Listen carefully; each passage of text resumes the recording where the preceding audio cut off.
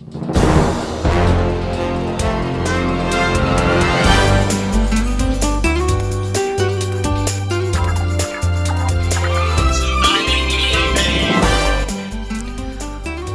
editing, just learning like 5 basic techniques, is going to turn you into a pro. And your pictures are going to go from this to this.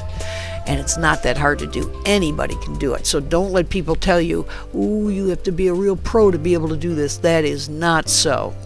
First step in photo editing, and in the next video I'm going to actually walk you through using an editing software and show you how to do this.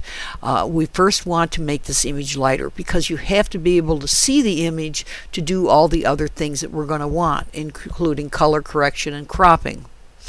Now, cropping is taking all the items, the unnecessary space away from the photograph so that it looks more like this. Doesn't that look much better? You don't need all this other stuff.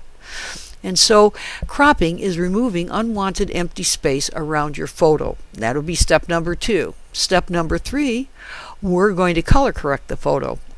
There are going to be many times you're going to take a photograph of a navy blue dress and it's going to look black in that photograph, and you're going to want it to look navy blue if it's at all possible. I'm going to show you how to do that. Color is really important to buyers. The one other item that you need to learn is how to rotate an image. Sometimes you hold your camera vertically instead of across horizontally, and so when you download your photos, they're sideways. You go, oh my goodness, what do I do? Well, we're just going to do a simple rotate. We're just going to cause the computer to just rotate that picture the way you want to see it. Another thing that you have to understand is image compression. I want you to pretend here that these are like little dots. There's 4 red dots and there's 6 blue dots. Now, have you ever been on eBay and you've looked at an item and it has pictures, and you wait and you wait and you wait and the pictures don't come? And you keep going, well, I don't know, maybe they don't have a picture. Maybe it looks like they do, but they don't. Well, they do. The problem is they haven't done what you need to do, called image compression.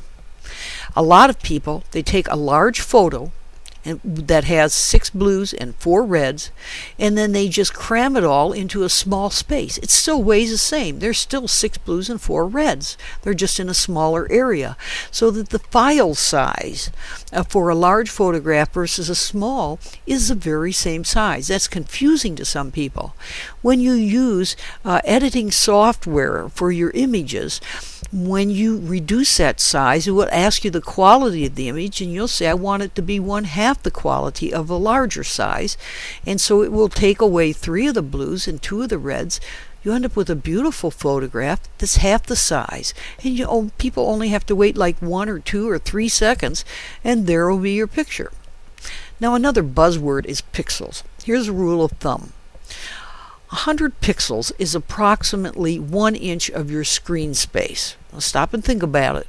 So 300 pixels wide by 400 pixels high is really about a 3 inches by 4 inches. Actually a little bit less, maybe 275 by 375, but right around 3 inches by 4 inches on your screen, a viewing area. And you may want to write this down. 300 pixels by 400 pixels in height is a really great size to put of your product on eBay. In the next video, I'm going to show you where to find free editing software that you'll get absolutely free. You never have to pay a dime for, and it will do everything you want to make your photographs look magnificent on eBay. And then we're going to open that program up and we're going to go through each of these steps that I just described so you can become really familiar with that software.